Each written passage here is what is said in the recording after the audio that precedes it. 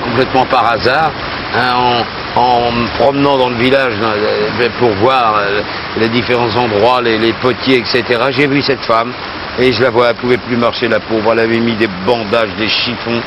Elle avait une cheville comme ça. Alors, et là, ça va mieux. Elle est allée faire radio et puis maintenant, maman, ok, ok, ok. Et alors, son histoire, c'est ça. C'est du temps des événements tristes de Pol Pot. Une grande partie du village a été assassinée. Toute sa famille a été tuée. Elle parle volontiers de cette époque, Serge. Elle n'aime pas trop parler de tout ça, je crois. Hein?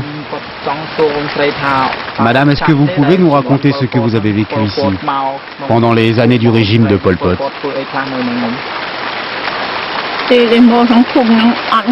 Quand ils sont arrivés, ils nous ont chassés du village directement, sans nous laisser le choix.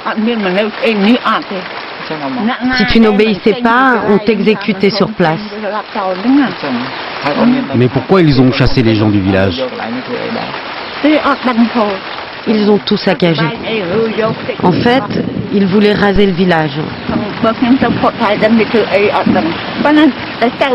Et récupérer nos terres pour produire du riz pour les gens du parti. Et après votre expulsion, qu'est-ce que vous avez fait alors? Alors là, j'ai été envoyée aux travaux forcés. Ils m'ont fait creuser et creuser. Et sa famille, où est-elle? Elle en avait une avant le génocide? Avant Pol Pot, j'avais une famille, mais ils sont tous morts pendant les travaux forcés. Il y en a beaucoup comme ça. Merci beaucoup, madame. Merci beaucoup.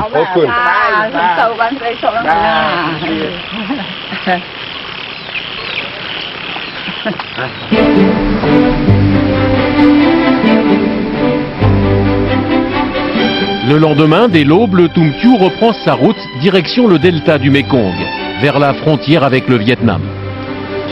À cet endroit, le fleuve peut atteindre plusieurs kilomètres de large. Vous avez déjà vu que la nature a changé complètement. Le fleuve n'est plus le même, c'est immense, c'est grand. Et si on regarde même l'eau, et les tourbillons partout, c'est la puissance. C'est la puissance du Mekong. Regardez comme les rives sont très différentes déjà. Vous voyez, on est au Cambodge. Il n'y a pas de trafic maritime. Comme vous avez vu avant, des petits bateaux. C'est assez calme. Voilà. Eh bien, dès qu'on va avoir passé la frontière vietnamienne, vous allez voir. Dès le passage de la frontière, changement d'ambiance.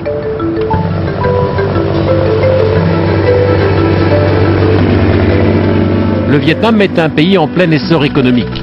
Le trafic fluvial y est intense. Ici, tout le monde fait du commerce sur l'eau. Vous avez un petit mât. Sur le mât, vous avez ce qu'ils vendent, c'est le renseigne. Lui, c'est, je vois pas bien d'ici, des bananes. Et eux ne vont pas à terre. Ce sont les petits bateaux qui viennent de terre s'approvisionner. Vous voyez, ils passent entre les bateaux et ils ont leurs fournisseurs, ni plus ni moins. Voilà. Vous voyez, des petites embarcations sont venues chercher ce qu'ils voulaient et vont aller le vendre au marché. Ce sont les grossistes.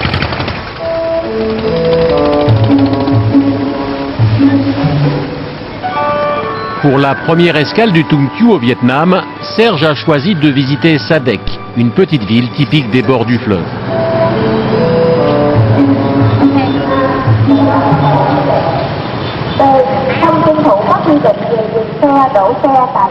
Sa Dec est surtout connue pour être la ville où Marguerite Duras a passé son enfance. Point de passage obligé, la maison décrite par la célèbre romancière dans son livre « L'amant ». Là, c'est la maison de l'amant. Là. Monsieur. Monsieur. Problème, au Vietnam, Serge est obligé de travailler avec un guide officiel. Alors, elle est fermée. Alors, il est où le guide? Et mauvaise surprise, aujourd'hui la visite est impossible. C'est là la maison.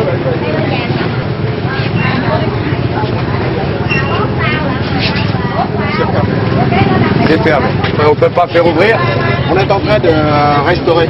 Alors, on ne va pas rester sur une fausse note, on va avoir une maison encore plus belle. Et on va aller à l'intérieur.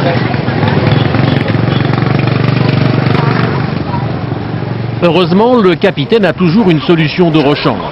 À l'écart du centre-ville, il connaît une famille toujours prête à lui ouvrir sa maison.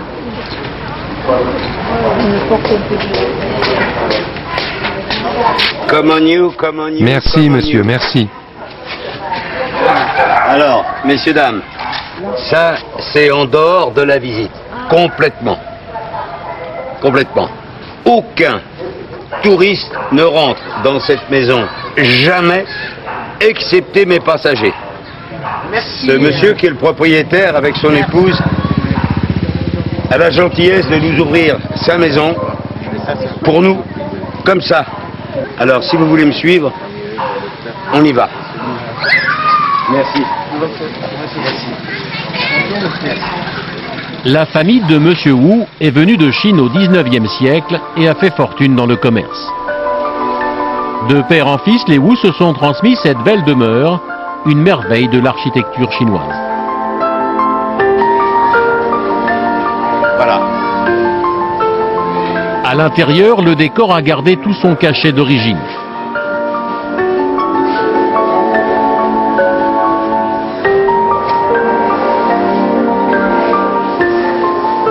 Dans la pièce principale, des autels à la mémoire des ancêtres de la famille.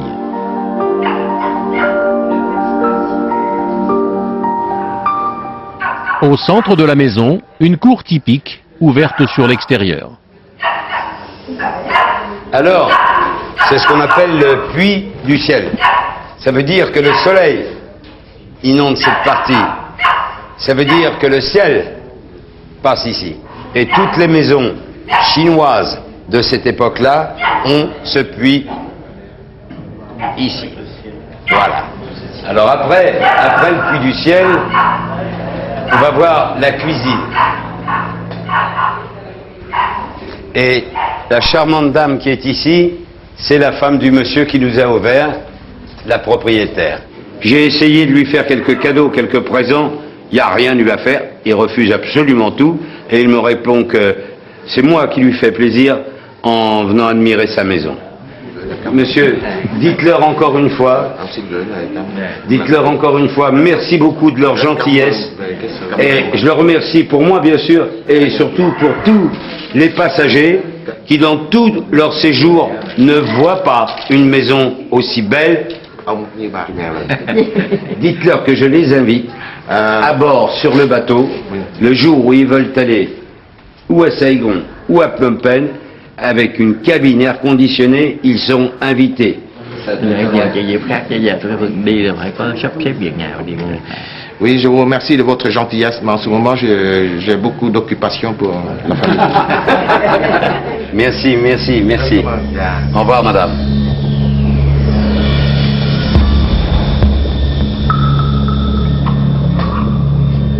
Fin de la journée, le Tung Thiu quitte sa deck dans une ambiance de mousson.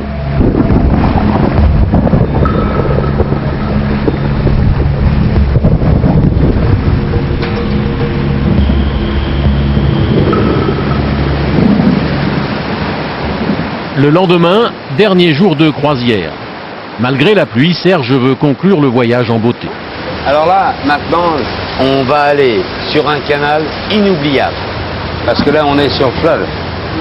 C'est fort, c'est puissant. Il y a le bruit du vent, il y a le bruit de l'eau. Et d'un seul coup, ça va être la rupture. On y arrive là. Voilà, vous voyez là? Regardez bien.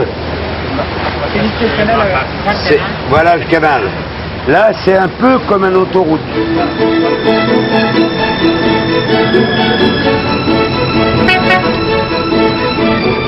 Le canal de Chaogao a été percé pour relier directement le delta du Mékong à Saïgon. Un des axes de navigation les plus denses d'Asie, où se croisent petites embarcations familiales et barges de transport.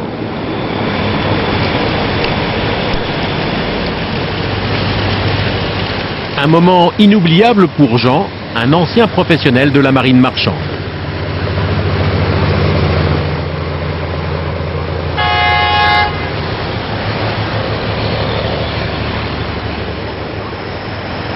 Un véritable spectacle, on assiste. D'ailleurs, on le voit, les gens sont installés. On assiste à une scène de vie impressionnante. Ceci dans un écrin de verdure entouré de palmiers. C'est assez irréaliste comme ça. On est dans... C'est fou. Au milieu d'un tel trafic, les pilotes du Mékong sont de vrais virtuoses.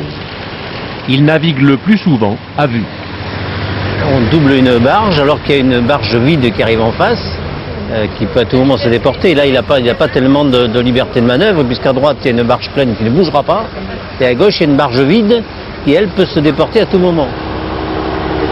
Et ce qui est extraordinaire, c'est que ça passe au millimètre. Dans certains pays, les pilotes refuseraient de un bateau dans ces conditions. À ce moment délicat de la traversée du canal, Serge doit brusquement gérer un incident.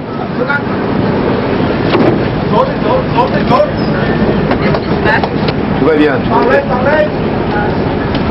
J'ai un petit problème. Problème de marche arrière, j'ai plus de marche arrière.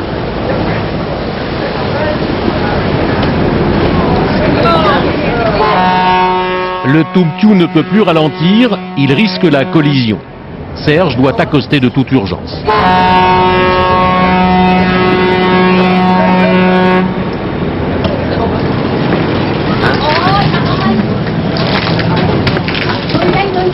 Ah, no problème, à Pania.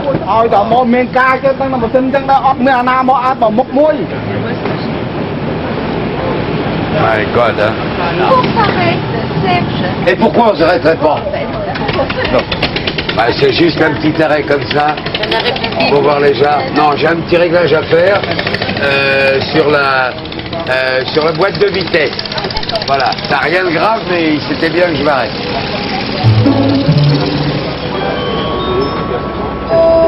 Une demi-heure plus tard, l'avarie est réparée. Le Tumpiu entame les derniers kilomètres qui le séparent de Saïgon. L'occasion pour Serge de passer devant son petit coin de paradis. Là, c'est la maison d'un Français qui habite Saïgon et qui a acheté ça pour venir de temps en temps. Et je cache pas que je regarde si je trouve un petit truc par là, parce que au moins, ben, quand je serai plus sur le bateau, je pourrai voir passer les bateaux. Ah ouais, oui, j'aime beaucoup. C'est merveilleux. Il n'y a pas de route. Je suis allé à l'intérieur, hein, je connais. Il n'y a pas de route. Il n'y a pas de route, il n'y a que des vélos. Et alors là, on est bien avec les vélos.